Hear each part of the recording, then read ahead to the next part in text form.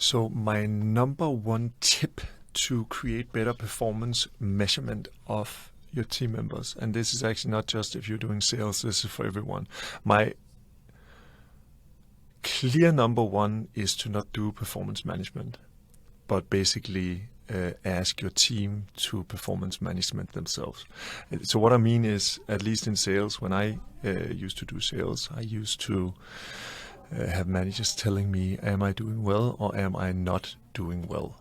So somebody would come in, say, hey, Robert, you're doing this right, you should be doing more over here, etc., etc. So, but it was somebody else telling me, am I or am I not doing good? What I did when I started managing people is to switch that around. So I created a report that contains all of the numbers that is important to know whether or not you're successful or not successful in the role, in this case in sales.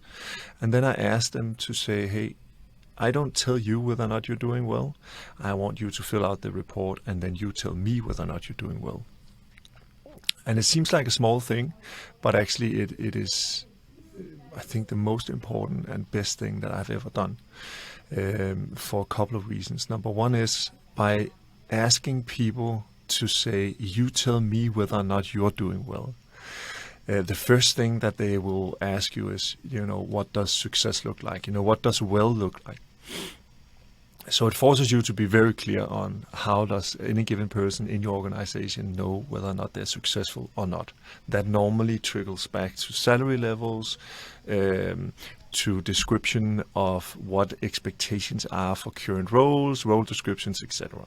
So it forces you to be very clear about what does success look like for a given role, which is a healthy conversation either way, right? But the number one, the true value is in each individual understanding that in depth, and then they start getting into the habit of self-analyzing whether or not they're reaching that or not reaching that. And then the next level from that is that when they understand whether or not they are or are not reaching it, you can start coaching them and talking to them about what it is that they need to change in order to do that better, whatever that is, right? So if somebody comes into me, have a report saying, I looked over my numbers and my activities and I feel like I'm doing really well in this department, but I don't feel I'm doing really well in that department.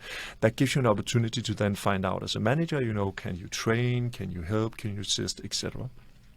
But all of that stuff comes back to the simple fact that as a manager, I think in general, you should never tell your people whether or not they're doing well or not doing well. You should create a system and a process where they are forced to tell you, are they doing or are they not doing well?